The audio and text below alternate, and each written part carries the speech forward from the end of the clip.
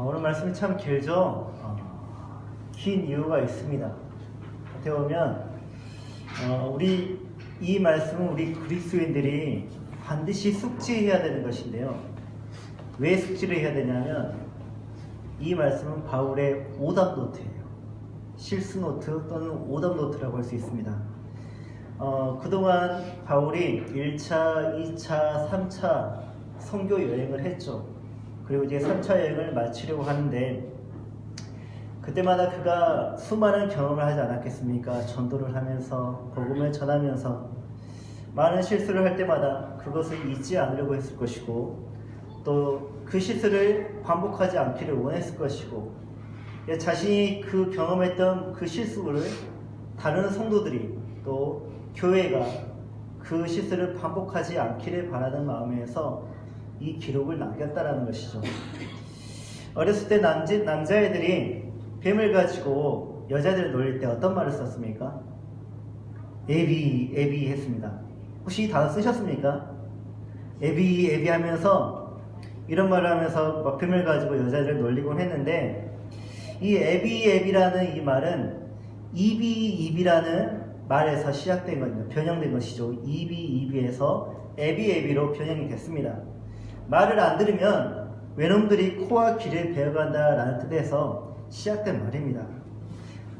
지금 일본 교토에는 이총이라는 무덤이 있습니다. 이총이라는 아주 큰 무덤이 있는데 그 이총은 임진왜란 당시에 일본 정부는 일본군에게 조선군을 죽이고 오면 공을 크게 쳐주겠다라는 그런 약속을 했습니다. 그래서 적의 조선군의 수급을 가져오도록 그렇게 했는데 그들은 어떻게 해서든 공을 많이 세우기 위해서 많은 그런 조선군의 수급을 가져와야 했죠. 하지만 한 사람이 들 수 있는 수급의 양은 얼마 되지 않습니다. 그래서 그들이 수급을 대신해서 가져왔던 것이 바로 조선군의 코와 귀였습니다. 근데 코와 귀는 수급과 달리 남자인지 여자인지 어른인지 아이인지 구분이 안 갈 때가 있어요. 그래서 자신의 공을 높이 세우고자 일본군들은 조선인들을 죽이기 시작했습니다. 조선군만 죽이는 것이 아니라 남자아이, 여자아이, 여자 또 노인들까지 다 코와 귀를 베어가면서 자신들의 공을 세웠는데 때로는 여름일 때가 있으니까 썩으면 안 되지 않습니까? 그러니까 소금에 절여가지고 그것을 일본으로 가지고 갔죠. 그리고 그것을 무덤을 만들어서 그렇게 쌓아두었는데 추정으로 보니까 약 12만 6천 명의 그런 코가 있다라는 것이죠. 그 안에. 그리고 그 무덤에는 조선인의 원통함이 있지 않습니까? 그래서 무덤 위에는 5층 석탑으로 무거운 그런 돌로 그 원통함을 눌러놓았다고 합니다. 이 전쟁의 비극을 경험했던 유성룡은요, 후손들에게 절대로 이런 비극이 다시는 있어서는 안 되겠다라는 그런 생각에서 혼신을 다해 처절한 반성을 기록으로 남깁니다. 그게 바로 징비록입니다. 그래서 징비란 과거를 반성하고 미래를 경계한다라는 뜻을 가지고 있죠. 그런데 이 징비록은 후손들이 읽지 못했어요. 왜냐하면 조선정부는 이 징비록을 금서로 지정했기 때문입니다. 왜 금서로 지정했느냐? 이 징비록은 조선 지도층들의 실수가 담겨져 있어요. 권력층들의 그런 무지함과 무능함이 다 기록되어 있습니다. 그것을 허락하지 못했던 조선 왕조는 그것을 금소로 여겼고 결국에는 징비록은 그 누구도 읽지 못하는 그런 기록이 되고 말았습니다. 그리고 불과 300년 뒤에 조선은 같은 실수를 반복하게 되죠. 그리고 7년이 아니라 무려 약 35년 동안 나라를 통째로 빼앗기고 맙니다. 어이가 없는 것은요, 일본이 조선을 식민지화할 때 징비록을 참고서적으로 사용했다는 점입니다. 나라가 과거의 실수를 숨기기보다는 잊지 않으려 노력하면서 미래를 경계했다면 그와 같은 실수는 반복되지 않았을 것입니다. 과거를 절대 잊어서는 안 되는 이유가 바로 여기에 있죠. 실수를 반복하지 않기 위해서입니다. 누구나 실수를 할 수는 있죠. 누구나 실수를 할 수는 있습니다. 하지만 반복되는 실수는 실수가 아닙니다. 반복되는 실수는 그 나라의 능력이고 개인의 능력이라는 것이죠. 오늘 말씀은 복음 사역자로서 사도 바울이 저지른 실수에 대한 뼈저리 반성이 있고, 그리고 미래 사역에 대한 철저한 경계가 있습니다. 그래서 오늘날 우리에게 이 말씀이 얼마나 중요한지 모릅니다. 그런데 우리는요, 이 말씀을 듣기는 듣는데 깨닫지를 못해요. 그냥 듣는 것으로 만족하고 흘러버리는 경우가 태반입니다. 여러 이유가 있겠지만 왜 그렇게 흘러버리느냐? 이 말씀이 나와 상관없는 것이라고 여기기 때문이에요. 그렇다면 결과는 뻔하죠. 이 말씀이 나와 상관없는 것이라면 어떠한 결과가 나왔느냐? 우리의 믿음은 실패합니다. 우리의 신앙은 항상 실패합니다. 복음은 자랑스러운 것이 아니라 부끄러운 것이 됩니다. 내가 그리스도인이라는 게 부끄러운 것이 되죠. 삶은 거룩하지 못하고요. 사역은 부담스러운 것이 돼요. 결국 교회를 떠나거나 아니면 무늬만 그리스도인, 썬데이 크리스천이 되는 것이죠. 오늘 우리는요, 이 바울의 격려와 교훈을 통해서 단순히 동기부여를 받는 것이 아니라 복음을 믿고 어떻게 반응하며 살 것인지 결단을 해야 합니다. 그렇다면 신앙의 실수를 반복하고 있는 우리에게 사도 바울은 무엇을 격려하고 또 교훈하고 있는지 우리가 알아봤으면 좋겠고, 또 그의 오답노트를 통해서 우리의 실수를 조금씩 줄여가고 우리가 한 단계씩 더 성장해보는 귀한 시간이 되었으면 좋겠습니다. 바울은 원래 어떤 사람이었습니까? 처음부터 예수를 잘 믿는 사람이었습니까? 아니죠. 예수님을 부인했던 자였습니다. 예수님의 그리스도 되심을 부인했던 자가 바로 사도 바울이었고, 또 그 예수님을 믿고 있던, 그 예수님을 따르던 제자들을 박해하던 자였습니다. 괜찮습니다. 전화 소리 신경 쓰지 마십시오. 그만 끊을 겁니다. 근데 그랬던 그가요, 예수님을 박해했던 그가 어떻게 됩니까? 로마 교회를 사랑한다고 합니다. 로마 교회를 걱정하고 염려하는 사람이 됐습니다. 그리고 그가 하는 말이 이제 복음 안에서 로마 교회가 하나가 되어야 된다고 그렇게 권면하고 있죠. 근데 로마 교회 성도들은 바울의 과거 경력을 너무나 잘 알아요. 그가 어떠한 자인지. 그래서 바울이 했던 그런 말들을 들으면 아마 비웃을 것입니다. 비웃음을 일으킬 수 있습니다. 그의 말은. 게다가 그들은요, 바울을 본 적도 없어요. 당시 로마 교회가 있기까지 사도 바울의 공로는 하나도 없습니다. 하지만 바울은요, 자신의 그 사역을 하는 데서 핸디캡을 가지고 있는데 그 핸디캡을 극복하고 담대하게 로마 교회에게 하나님의 뜻을 전하죠. 왜냐하면 그는 하나님께서 세우신 이방인을 위한 사도이고 또 그리스도 예수의 일꾼으로 세워졌기 때문에 그가 그렇게 자신의 핸디캡을 극복하고 담대하게 하나님의 뜻을 전하는 것입니다. 바울의 말은 흔한 충고가 아니죠. 그냥 우리가 신앙 차원에서 상담해주는 그런 흔한 충고가 아닙니다.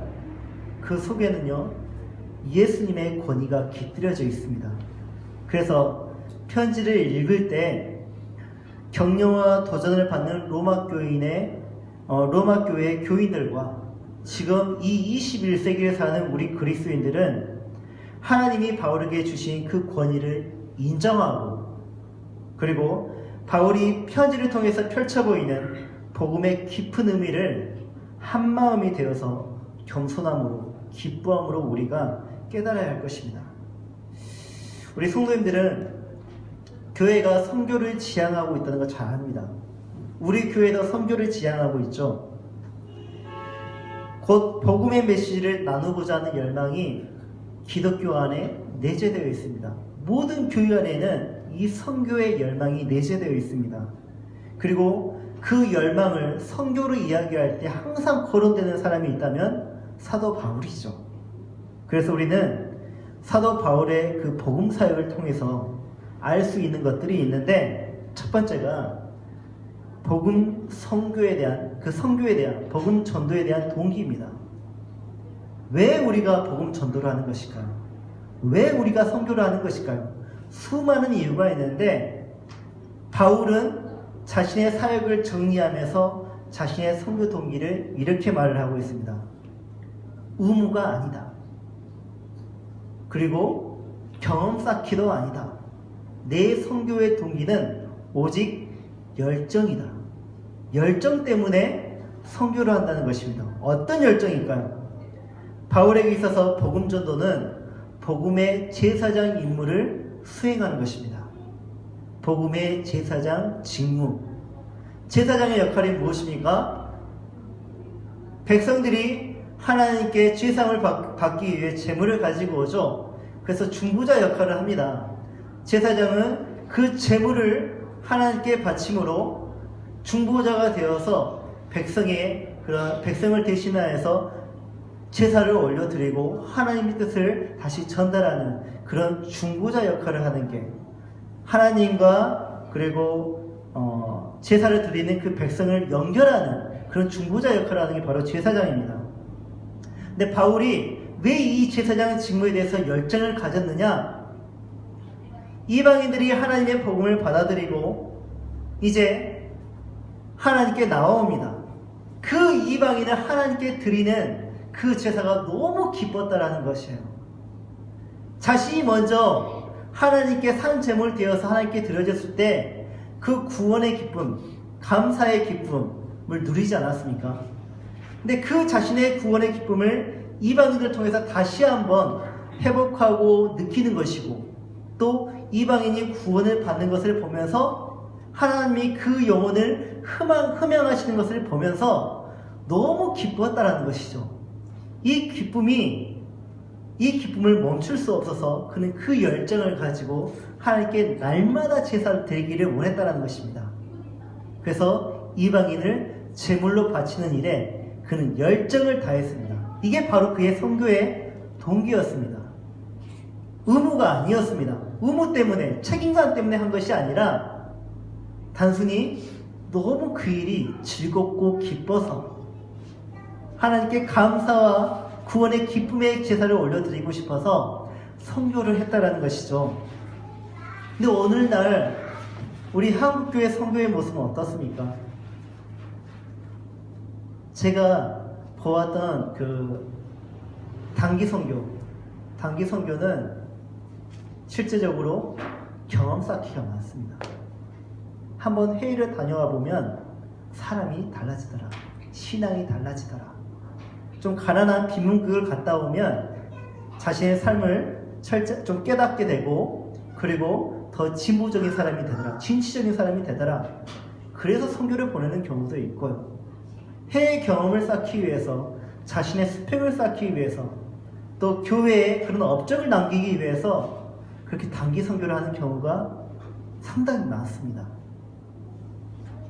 이방인을 제물로, 하나님을 모르는 사람을 하나님께 제물로 바치기 위해서 선교를 하는 것이 아니라 다른 목적들이 참 많다는 것이죠. 그렇게 했을 때 우리는 실패를 합니다. 바울이 그것을 말하는 것이에요. 그렇게 하면 실패한다. 나처럼 열정을 가지고 선교를 할 때 그 선교는 하나님 앞에서 하나님이 기뻐 받으시는 선교가 될 수 있다라는 것입니다. 두 번째, 바울의 복음 전도에 대한 수고의 목적을 알 수 있습니다. 왜 그가 그렇게 수고를 하면서 복음 전도를 했을까? 바울이 복음을 전하는 목적은 사람들을 개종시켜가지고 교인 수를 늘리는 데 있지 않아요. 큰 교회를 만들고 큰 건축물을 세우기 위해서 복음 전도를 한 것이 아닙니다. 또 그 교회에 담임 목사가 되어서, 지도자가 되어서 섬김을 받으려 하기 위해 그렇게 한 것이 아닙니다. 바울이 수고한 이유는 이방인들이 하나님께 순종하는 거룩한 사람이 되어 완전히 새로운 삶을 살게 하는 데 있다는 것이에요. 자신이 예수를 믿음으로 새로운 삶을 살게 되었잖아요. 그 삶이 너무나 즐겁고 너무나 행복하고 너무나 좋은 것이기에 그 삶을 알지 못하는 이방인들에게 그 삶을 주고자, 그 삶을 선물하고자 그는 그 수고를 아끼지 않았다는 것입니다. 이처럼 우리가 복음을 전하는 목적은 사람을 교회에 나오게 하거나 입으로 주라 시인하는 데 머물러서는 안 됩니다. 우리의 복음 전함의 목적은 그로 하여금 그리스도의 제자가 되게 하여서 완전히 새로운 삶을 살게 하는데 그 목적이 있습니다. 그래서 스스로 자기 삶의 주인이 되는 것을 포기하고 기쁘게 주님의 종이 되기 전까지는요, 복음을 온전히 받아들인 것이 아니라는 것입니다. 그래서 온전히 예수 그리스도의 제자가 되기까지, 그 삶을 온전히 사기까지 우리는 복음을 전하는데 수고를 아끼지 않아야 한다는 것이죠. 셋째, 복음 전도가 바울의 삶 속에서 얼마나 중요한지 알 수 있습니다. 우리 인생 중에 중요한 것이 참 많죠. 우리 인생에는요, 중요함에 따라 우선순위가 있습니다. 근데 바울에게 있어서 바울에게 우선순위가 있었는데 최우선순위가 바로 복음을 전하는 것이었습니다. 바울은 자신의 사역을 통해서요, 사람들이 죽음에서 생명으로 옮겨가는 것을 볼 때 자신이 살아있다는 것을 느꼈습니다. 그렇다면 우리도 바울처럼 그런 살아있음을 느끼기 위해 바울처럼 모든 것을 다 내려놓고, 직업을 다 내려놓고, 지금까지 했던 것들 다 내려놓고 저 이방 땅에 가서 아직 복음을 알지 못하는, 들어보지 못한 사람들에게 가서 복음을 전해야 하는 것일까? 아닙니다. 한때 그런 부흥이 일어나긴 했어요. 너도 나도 할 것 없이 자신의 직업을 다 내려놓고 선교하러 가겠다고 하는 청년이 많았습니다. 근데 그게 그렇게 해도 돼요. 하지만 하나님의 진정하신 뜻은 하나님이 각 성도에게 주신 소명과 은사를 거기에 맞게 반응하라는 것입니다. 바울에게 있어서 소명은 복음 전도였고, 또 어떤 사람에게 있어서는 직장에서 복음을 전하는 것이 최우선순위가 있습니다. 그런 부르심을 받았고, 또 누구에는 이 지역에서 복음을 전하는 것이 소명일 수도 있습니다. 그 소명에 따라 최우선순위를 가지고 최선을 다하고 은사를 사용하라는 것이지 무조건 이방인에게 가서 복음을 전하는 것이 아닙니다. 다만 복음 전도에 있어서 자신에게 주어진 기회를 최대한 살릴 줄 알고, 그것이 우리의 삶과 또 사역의 모든 것이 아닐지라도 중요한 우선순위에 들 줄 알아야 한다는 것. 복음 전도는 우리 모든 그리스도인들에게 중요한 우선순위라는 것이죠. 왜냐하면 복음을 전하는 것이, 그리스도를 전하는 것이 우리 예수님께서 우리에게 주신 지상 명령이기 때문입니다. 어느 특정한 사람에게 주신 명령이 아니라 모든 그리스도인에게 주신 지상 명령이기 때문에 우리는 복음 전하는 것을 중요한 순위에, 우선순위에 둘 줄 알아야 합니다.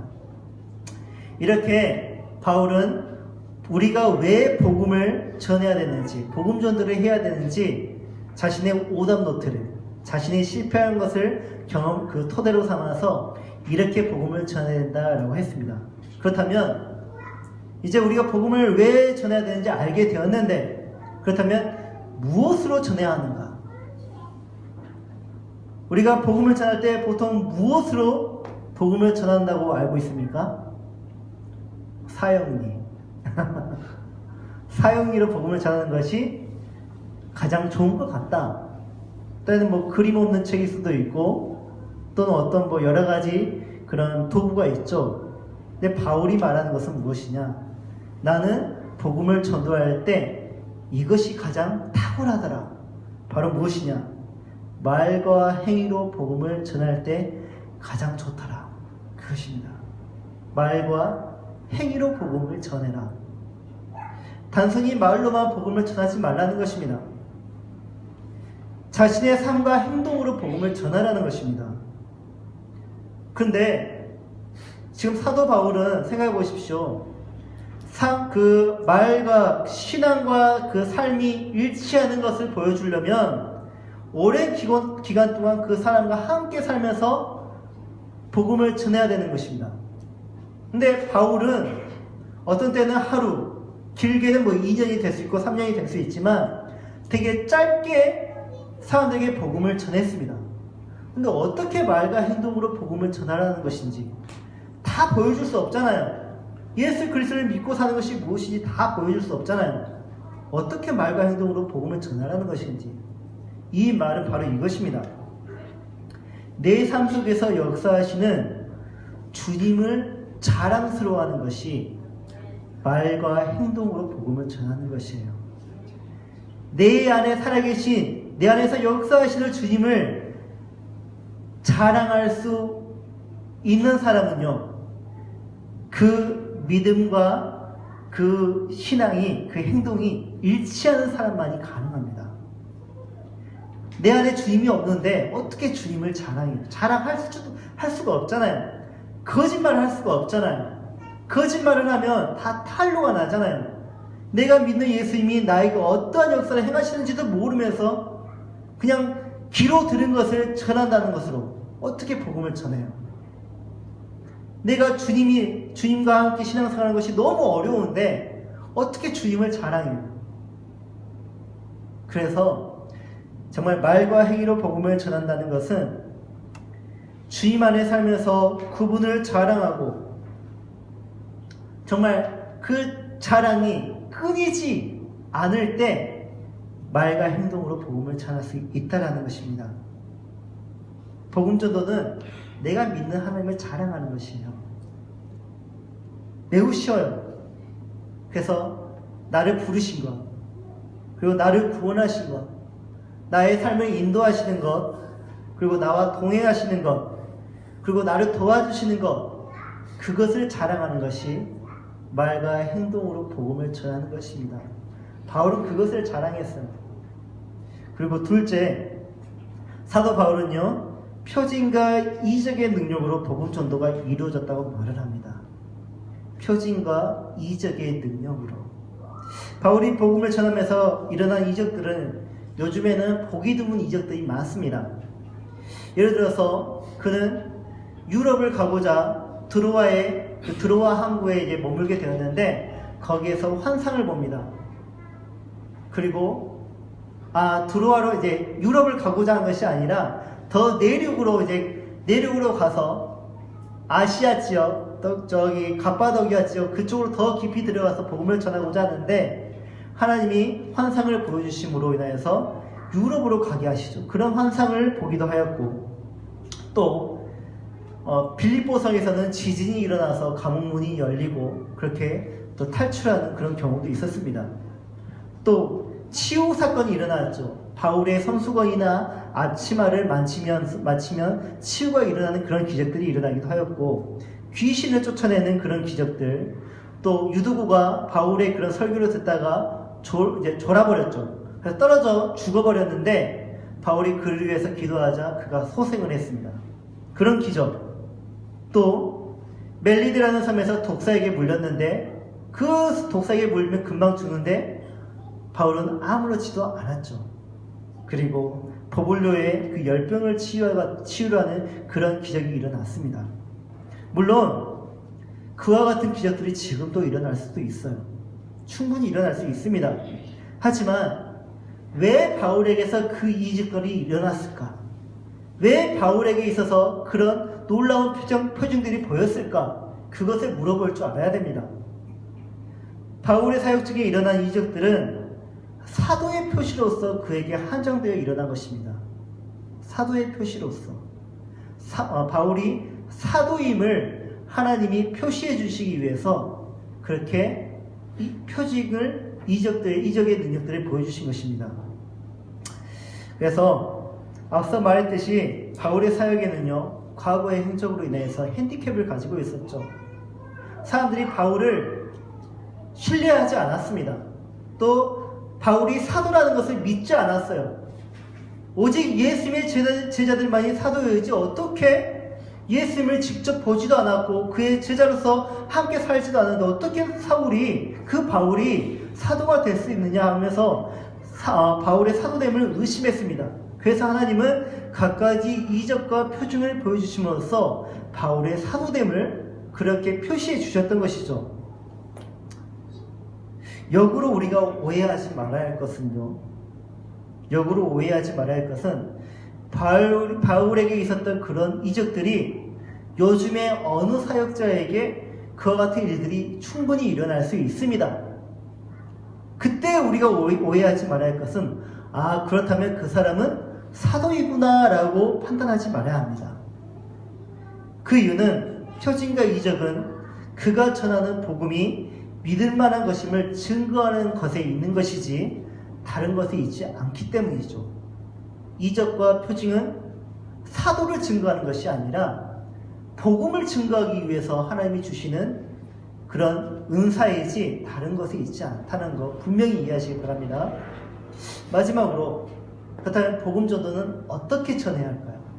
이제 무엇으로 전해야 하는지 알았습니다. 어떻게 전해야 될까? 사도 바울은요, 다양한 지역을 두루 다녔습니다. 또 다양한 문화권을 돌아다녔습니다. 여러 인종들을 다 만났습니다. 그렇다 보니까 많은 실패를 했어요. 어떤 실패를 했냐? 고린도후서 11장 23절에서 27절입니다. 내가 수고를 넘치도록 하고 옥에 갇히기도 더 많이 하고 매도 수없이 맞고 여러 번 죽을 뻔하였으니 유대인들에게 40의 싸나 감한매를 5번 맞았으며 3번 태장으로 맞고 1번 돌로 맞고 3번 파선하고 일주일을 깊은 바다에서 지냈으며 여러 번 여행하면서 강의 위험과 강도의 위험과 동족의 위험과 이방인의 위험과 시내의 위험과 광야의 위험과 바다의 위험과 거짓 형제 중에 위험을 당하고 또 수고하며 애쓰고 여러 번 자지 못하고 줄이며 목마르고 여러 번 굶고 춥고 헐벗어오느라. 이거 성공한 케이스입니까? 실패한 케이스입니까? 실패한 케이스를 보여주고 있는 것이죠. 수많은 실수를 했다는 것, 수많은 실패를 했다는 것, 이 경험을 하면서 그가 복음 전도를 위한 자신의 전략을 이제 소개합니다. 첫 번째, 개척하라는 것입니다. 개척.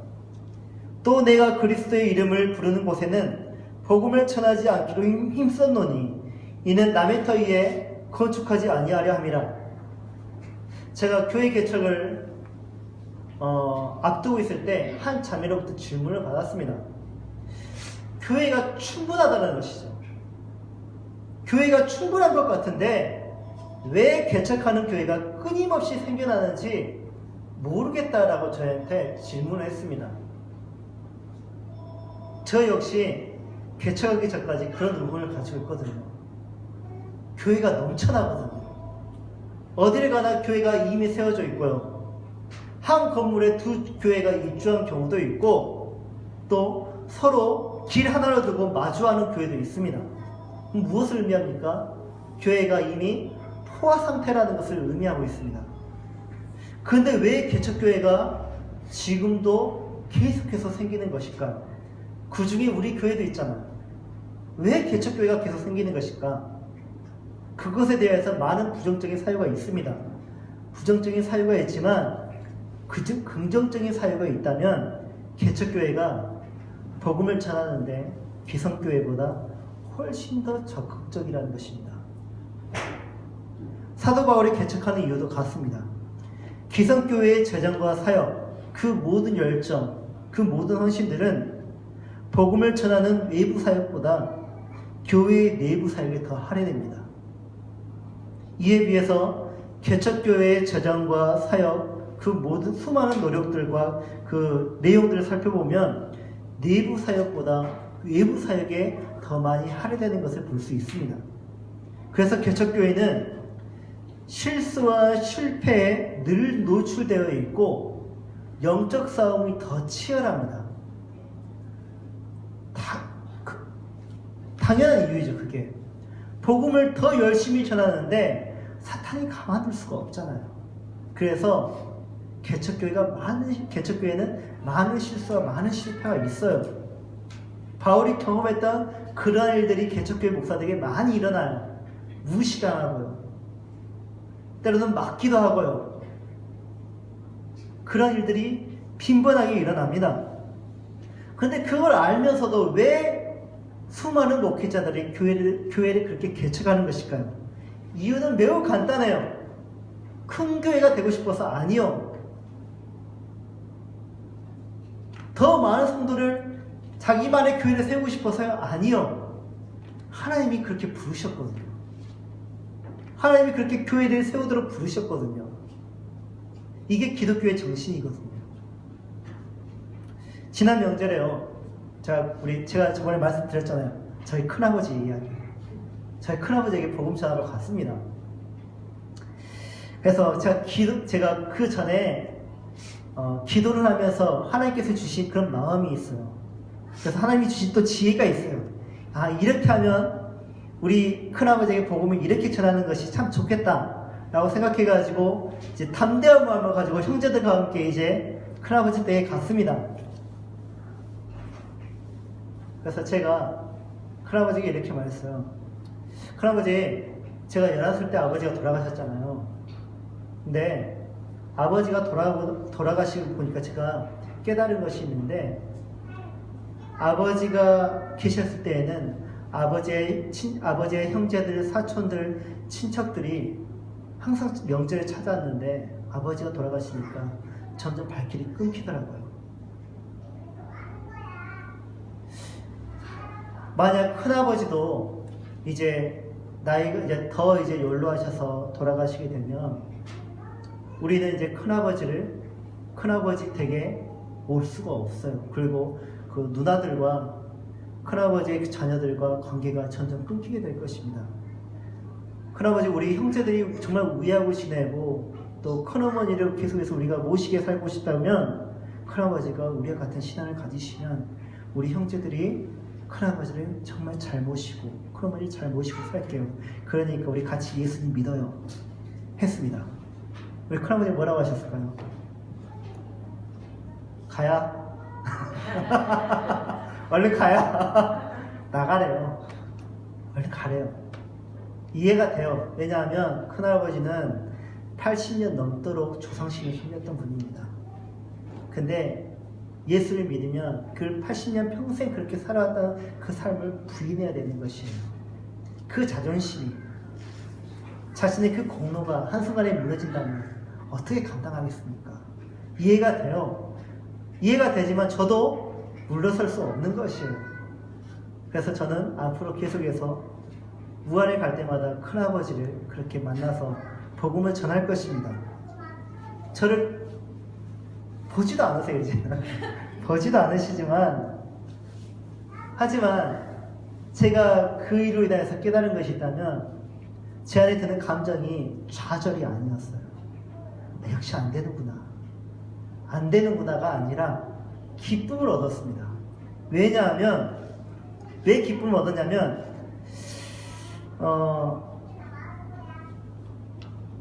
복음을 전하지 못했던 그 접근 불가의 큰아버지에게 복음을 전한 것과 또 목사로서의 그 사명을 마침내 감당했다는 성취감 때문에 저 안에 기쁨이 생기더라고요.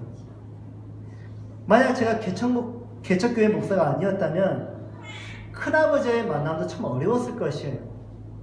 명절에 부교육자가 집에 고향 친지분들을 찾아가는 게 참 어렵습니다.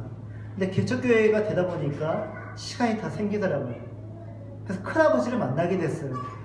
그리고 복음을 전해야 하는 책임감 또한 더 강하게 되더라고요. 그런 열정이 생기더라고요.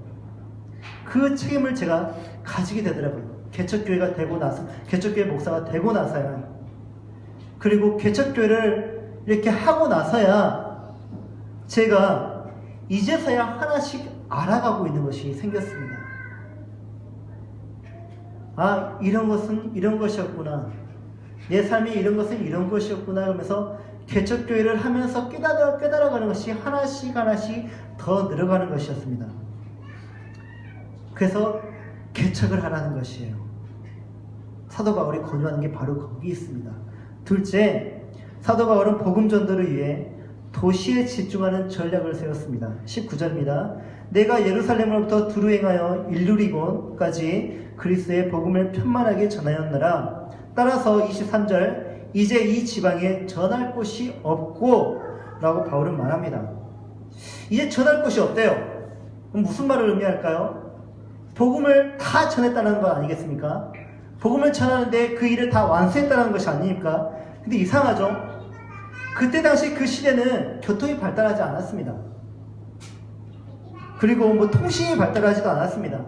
시설이 발달하지 않았습니다. 근데 어떻게 수만 명이 있는 그 도시는 사람들 모두를 어떻게 다 만났을 것이며 또 그 산골짜기 각 그 지방에 퍼져 있는 그 사람들을 어떻게 만났을까요? 이거 불가능한 것이잖아요. 근데 사도 바울이 하는 말이 다 전했대요. 전할 곳이 없대요. 이 말은 그가 거짓말, 과장한 것이 아니라 이 말은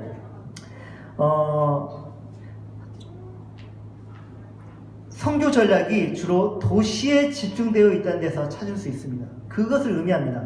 그런 소도시들과 촌락들을 지나치는 대신 영향력 있는 대도시에 들어가서 자립하는 교회가 생길 때까지 복음을 전했습니다. 대도시에 자립하는 교회가 생길 때까지 복음을 전했고, 그러면 그 개척한 도시의 교회들이 주변의 온 지역으로 복음을 전하게 했죠. 그래서 바울은 주요 도시들을 선교의 전략적인 요충지로 생각했던 것입니다. 한 지역의 가장 큰 도시에서 교회를 개척했다면 그 지역에서는 자신의 일을 다한 것으로 그렇게 사역을 정리했고, 그래서 바울은 주변 지역에 복음 전하는 일은 그곳의 그리스도인들에게 맡겼습니다. 위임한 것이죠. 그것은 마치 공중의 새들이 깃들 수 있는 나무로 성장하는 겨자씨 하나를 심는 것과 같은 것이에요. 그리고 가루 서마를 전부 부풀리게 하는 누룩을 뿌리는 것과 같습니다. 그게 바로 하나님의 나라이거든요.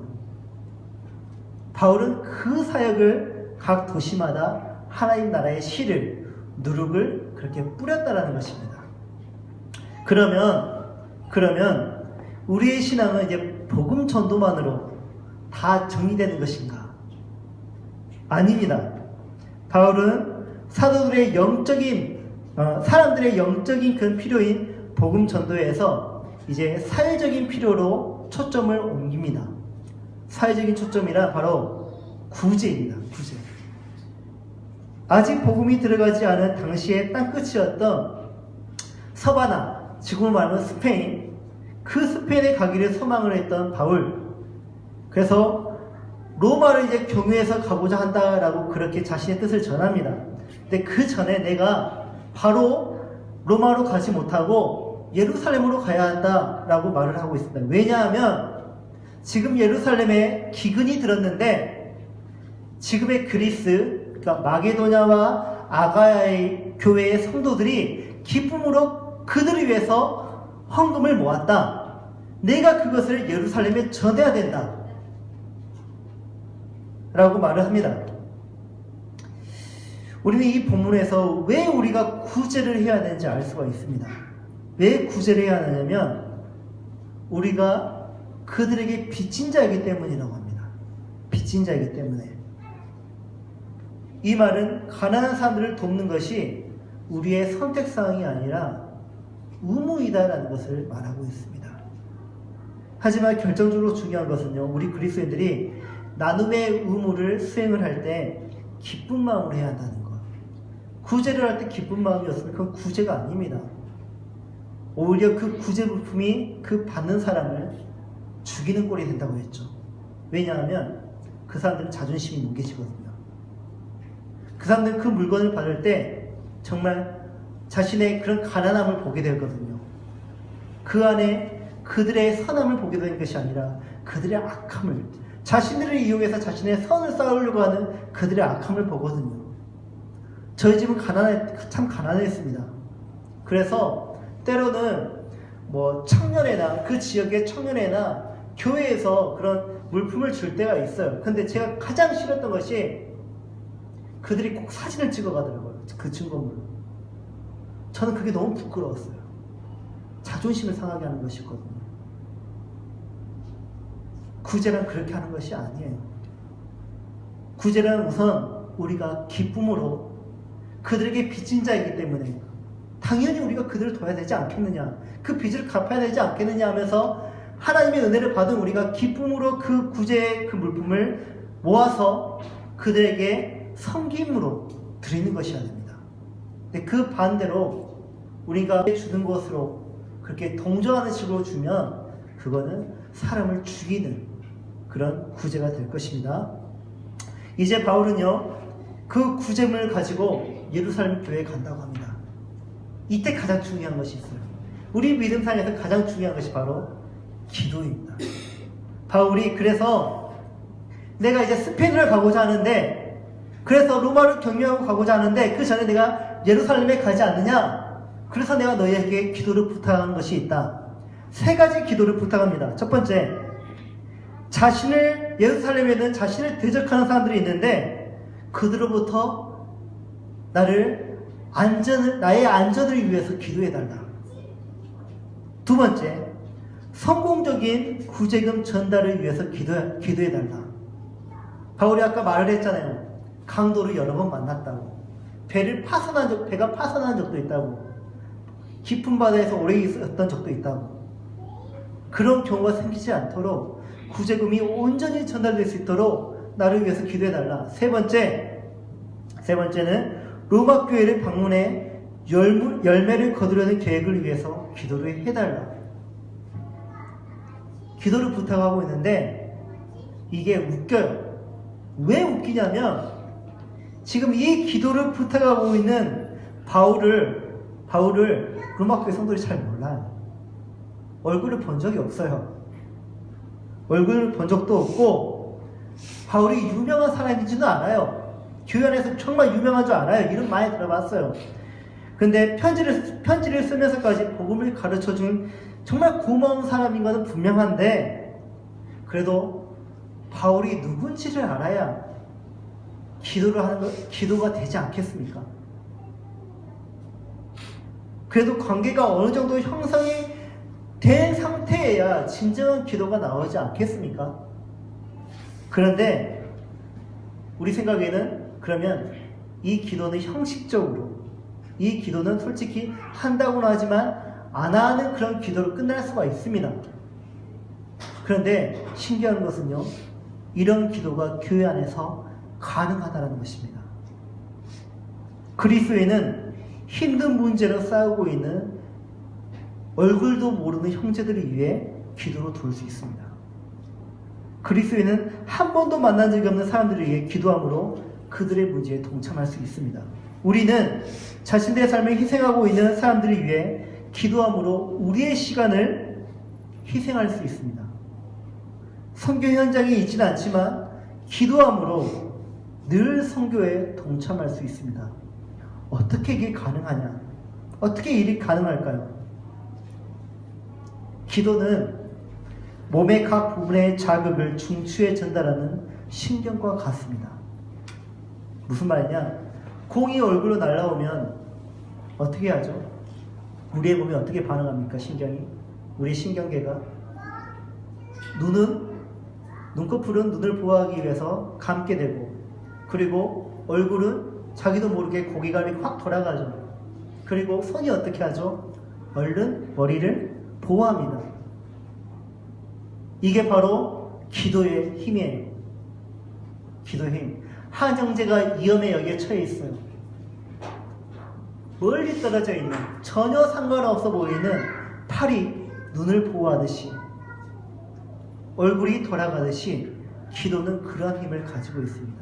왜냐하면 우리는 그리스도 안에서 한 교회이기 때문입니다. 우리는 그리스도의 한 몸이기 때문입니다. 서로 다른 이름을 가졌지만, 서로 역할이 다르고, 서로 너무 멀리 떨어져 있지만 한 몸이기에 그런 기도가 가능하다는 것이죠. 이제 말씀을 정리하겠습니다. 오늘만 해가지고 로마서 설교가 37번째입니다. 지금까지 수많은 복음을 들어왔고, 이 복음을 통하여서 어떤 삶을 살게 되는지, 믿음 생활이 무엇인지 우리가 알게 되었습니다. 그동안 삶의 변화가 어떻게 있으셨습니까? 삶의 변화가 있어야 합니다. 삶의 변화가 없다면 우리의 삶은 믿음으로 사는 삶이 아닙니다. 우리의 삶은 어쩌면 믿음으로 살지 못하면 그것은 죄를 짓고 있는 것 같습니다. 여러분, 정말 아직도 내가 삶이 변하지 잘 모르겠다면 바울이 말하잖아요. 다시 복음 앞에 서라고. 로마 교회 성도들이 말하는 것이 그것입니다. 너희가 왜 하나 되지 못하는 줄 아느냐? 너희에게 왜 비판이 있고 업신여김이 있는 줄 아느냐? 너희가 왜 너희 안에 그런 상하 구조가 있고 왜 너희 안에 신분이 있는 줄 아느냐? 그것은 너희가 복음 앞에 서지 않기 때문입니다. 아니, 복음 앞에 서지 않기 때문이다. 복음을 잘 이해하지 못했기 때문이다. 그러므로 다시 복음 앞에 서라. 복음 앞에 설 때 교회는 진정 하나가 될 수 있고 거룩할 수 있으며 모든 만민이 기도하는 집이 될 수 있고 또 교회는 진정 한 몸을 이룰 수 있다라고 말을 하는 것입니다. 여러분, 다시 복음 앞에 서서 믿음이 더욱더 성숙해지시기 바랍니다. 다시 복음 앞에 서서 날마다 변하는 삶을 사시기 바랍니다. 다시 복음 앞에 서서 이방인을 제물로 드리는 그 기쁨의 삶을 사시기 바랍니다. 다시 복음 앞에 서서 형제를 위해서 기도를 하고 또 교회를 위해서 헌신하는 우리 지혜롭고 믿음 좋은 우리 성도님들이 되시길 간절히 축복합니다. 아멘. 다 같이 기도하겠습니다.